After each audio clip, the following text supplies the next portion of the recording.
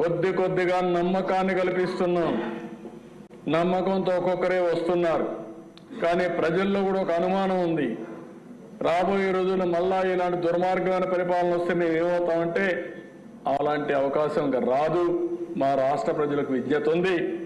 వాళ్ళ భవిష్యత్తు కోసం మేము అన్నీ చేస్తున్నాం. కాబట్టి ధైర్యంగా వచ్చి పెట్టుబడులు పెట్టండి. ఆ పెట్టుబడులకు భరోసా మాదని చాలా స్పష్టంగా హామీ ఇస్తున్నాం. దానివల్ల ఫలితాలు మెరుగైన ఫలితాలు వచ్చే పరిస్థితి వస్తామని కూడా నేను మీకు తెలియజేస్తున్నాను. ఇంకో పక్కన దేశ చెత్త పన్ను మీద వేసిన ట్యాక్స్ రద్దు చేశాం. 85 లక్షల మెట్రిక్ టన్నులు చెత్త ఉంది టౌన్స్లో. నిన్న కూడా ఎవరో తీసుకొచ్చి చూపించారు, ఫోటోలు ఆంజనేయులు చూపించాడు. చెత్త అంతా ఎక్కడెక్కడ ఉందని ఎమ్మెల్యేలు చెప్తున్నా, అప్పుడప్పుడు పోయి చూడండి. ఆ చెత్త క్లీన్ చేయించే కార్యక్రమాన్ని కూడా శ్రీకారం చుట్టండి. మేము ఎమ్మెల్యేలు మాకేం పని అంటే చెత్త వేసిపోయారు, ఆ చెత్తను కూడా శుభ్రం చేసే బాధ్యత మీ మీద ఉంది. ఫస్ట్ ఆ చెత్త అంతా క్లీన్ చేయండి. చేసి అదేమ్మా ఎక్కడ వేయాలని నారాయణ గారు చూపిస్తారు ప్లేసు, చూపించినాక అక్కడ వేయండి. మీరు దానికి దోహదం చేయండి. అదే మరి ఇంకొక పక్కన ఈ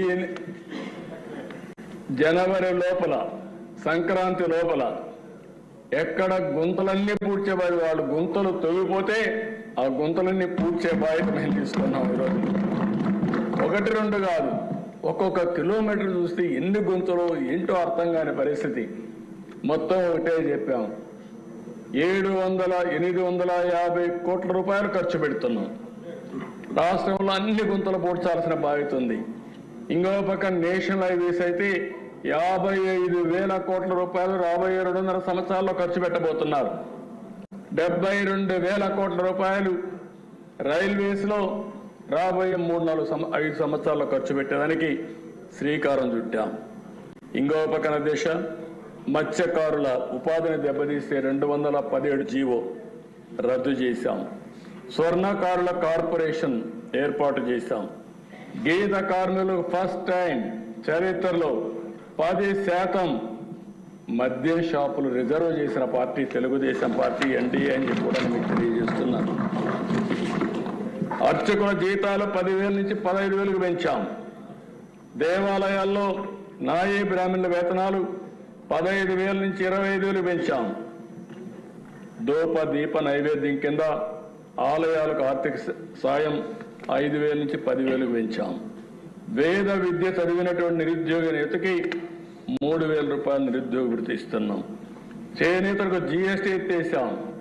గృహ నిర్మాణానికి అదనంగా 50,000 రూపాయలు సహాయం చేశాం. రైతులకు గత ప్రభుత్వం బకాయి పెట్టిన 1,674 కోట్ల రూపాయలు విడుదల చేశాం. 4,500 కోట్లతో గ్రామాల్లో మళ్లీ వెలుగులు తేవడానికి 30,000 పనులకు శ్రీకారం చుట్టాం. మళ్లీ రైతులకు సబ్సిడీతో డ్రిప్ పరికరాలు ఇస్తున్నాం. పాడి రైతులకు 90% రాయితీతో షెడ్లు కట్టిస్తున్నాం. రాజధాని రైతులు కౌలు రైతులకి 400 కోట్ల రూపాయలు బకాయిలు చెల్లిస్తున్నాం. పోలీస్ శాఖని 100 కోట్ల రూపాయలు అదనంగా డబ్బులు ఇచ్చి వాళ్ళందరినీ కూడా స్ట్రీమ్లైన్ చేస్తున్నాం. కొప్పర్తి, ఓర్వకల్, కృష్ణపట్నం, నక్కపల్లి 4 ఇండస్ట్రియల్ కారిడార్స్ వస్తున్నాయి. దీనికి దగ్గర ఒక 10,000 కోట్ల రూపాయలు ఖర్చు పెడుతున్నాం. కర్నూలులో డ్రోన్ సిటీ ఏర్పాటు చేస్తున్నాం. 300 ఎకరాల భూమి ఇచ్చాం. విశాఖ రైల్వే జోన్ భూమి ఇవ్వకుండా కేంద్రం అనేక పర్యాలు చెప్పిన లెక్క చేయకుండా ఉంటే మడసర్లోవలో 52 ఎకరాల భూమి ఇచ్చి తొందరలోనే ఫౌండేషన్ వేసి లాంగ్ పెండింగ్ సమస్యకి పరిష్కార మార్గం చూపించామని చెప్పి కూడా నేను మీకు తెలియజేస్తున్నా. పేదవాళ్ళకి ఇళ్లు కట్టే కార్యక్రమానికి శ్రీకారం చుట్టాం. డిసెంబర్ లోపల 1,00,000 ఇండ్లు ఒకేసారి లాంచ్ చేస్తాం. అదే మరి గ్రామాల్లో 3 సెంట్లు, పట్టణాల్లో 2 సెంట్లు ఇచ్చి రాబోయే 5 సంవత్సరాల్లో ఇంటి జాగా లేదనకుండా ప్రతి ఒక్కరికి ఇల్లు కట్టించే బాధ్యత ఎన్డీఏ ప్రభుత్వం తీసుకుంటాం. ఇదే కదా దిశ.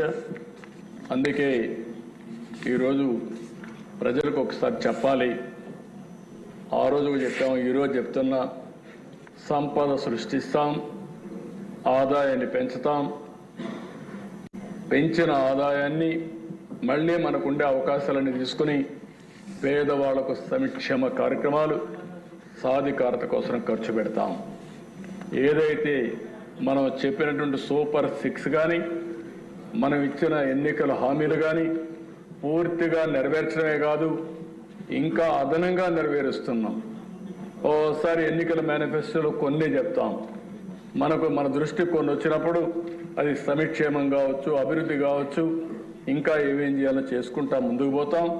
ఇవన్నీ చేసి ఈ రాష్ట్రాన్ని స్టెప్ బై స్టెప్ ఒకే రోజు నేను చేసేస్తామని చెప్పలేను. ఎందుకంటే ఎప్పుడూ చూడనటువంటి విధ్వంసం చూస్తున్నాను, ఎప్పుడూ చూడనటువంటి అధికారుల్లో నిర్వీర్యం చూస్తున్నాను. వ్యవస్థలు నిర్వీర్యమైపోయినాయి. ఆ వ్యవస్థల్ని రన్ చేసే హెడ్ ఆఫ్ ది డిపార్ట్మెంట్స్ కానీ వ్యక్తులు కానీ ఎక్కడికక్కడ 5 సంవత్సరాల నుంచి ఒక షాక్లో నుంచి బయట వచ్చే పరిస్థితికి వచ్చారు. అదే సమయంలో ఇప్పుడిప్పుడే ప్రతి ఒక్క వ్యవస్థని ఘాట్లో పెడుతున్నాం. ఈరోజు స్వర్ణాంధ్రప్రదేశ్ విషయం తయారు చేశాం, అది కూడా మనం డిస్కస్ చేస్తాం. అదే మరి కేంద్ర ప్రభుత్వం ప్రవేశపెట్టినటువంటి కర్మయోగి ట్రైనింగ్ ప్రోగ్రామ్స్ అన్ని ఎంప్లాయీస్కి వాళ్ళ అసిస్టెన్స్ కూడా తీసుకుంటున్నాం. ఇంకా ప్రైవేట్ వ్యక్తులు తీసుకుంటున్నాం. ఎంత తొందరగా చేయగలుగుతామో అంత తొందరగా చేయడానికి అనేక చర్యలు తీసుకుని మళ్ళీ అన్ని రాష్ట్రాలతో సమానంగా ముందుకు పోవాలంటే, వీలైతే దీర్ఘకాలంలో ఇంకా ముందుకు పోవాలంటే ఏమేం చేయాలో అవన్నీ చేస్తామని చెప్పి తెలియజేసుకుంటూ, అందులో ఇది మొదటి మెట్టు, ప్రారంభం మాత్రమే ఇది. ఆ ప్రారంభంలో ఉండే అన్నీ కూడా అడ్జస్ట్ చేసిన తర్వాత మొత్తం బడ్జెట్ చూస్తే 2,94,427 కోట్ల రూపాయలు. పోయిన సంవత్సరం యాక్చువల్ కంటే 15% అదనం అని చెప్పి మరొకసారి మీకు అందరికీ తెలియజేస్తున్నాను. రెవెన్యూ వ్యయం 2,35,916 కోట్లు, మూలధన వ్యయం 32,712 కోట్లు, రెవెన్యూ లోటు 34,743 కోట్లు, ద్రవ్య లోటు 68,742 కోట్లు. ఉండే ఇబ్బందుల్లో one of the best budget ఇది. నేను 15 సార్లు బడ్జెట్ చూశాను, మనమే పెట్టాం.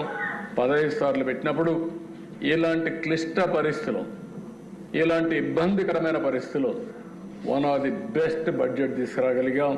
దీనికి కారణం కేంద్రం పూర్తిగా సహకరించడం. నేను ఈ సభ ద్వారా నరేంద్ర మోడీ గారిని, కేంద్ర ప్రభుత్వాన్ని, అక్కడుండే ఫైనాన్స్ మినిస్టర్ గారిని అందరినీ కూడా మనస్ఫూర్తిగా అభినందిస్తున్నాను. ఒక్కొక్కసారి 2 ప్రభుత్వాలు కలిస్తే ఏమేం చేయగలుగుతామో ఇది ఒక ఎగ్జాంపుల్ అని చెప్పి కూడా నేను మీకు తెలియజేసుకుంటూ, ఈ ప్రభుత్వం కమిటెడ్గా ఉన్నాం.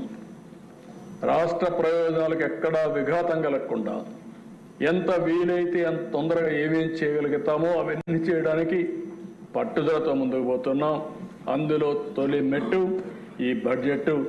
ఇవన్నీ కూడా ప్రజలు కూడా రాబోయే రోజుల్లో ఇవన్నింటిపైన చర్చ చేయాల్సిన అవసరం ఉంది, అవగాహన పెంచుకోవాల్సిన అవసరం ఉంది. ఒక ప్రభుత్వం వల్ల, మంచి ప్రభుత్వం వల్ల వాళ్ళ జీవితాలు ఏ విధంగా మారతాయి, అదే ఒక దుర్మార్గమైన పరిపాలన వస్తే వాళ్ళ జీవితాలు ఏ విధంగా నాశనం అవుతాయి, ఒక మంచి ప్రభుత్వం వల్ల వాళ్ళ అవకాశాలు ఏ విధంగా మెరుగవుతాయి, ఒక చెడు ప్రభుత్వం వల్ల వాళ్ళ అవకాశాలు ఏ విధంగా కోల్పోతారనే విషయాలు కూడా ప్రజలు గుర్తుపెట్టుకోవాల్సిన అవసరం ఉంది, అధ్యయనం చేయాల్సిన అవసరం ఉంది, చైతన్యవంతులు కావాల్సిన అవసరం ఉంది. అది కూడా చేయమని చెప్పి కోరుకుంటూ మరొక్కసారి ఈ అవకాశాన్ని ఇచ్చిన ప్రజలందరికీ మనస్ఫూర్తిగా ధన్యవాదాలు తెలియజేసుకుంటూ, ఇక్కడ మెంబర్స్ అందరూ కూడా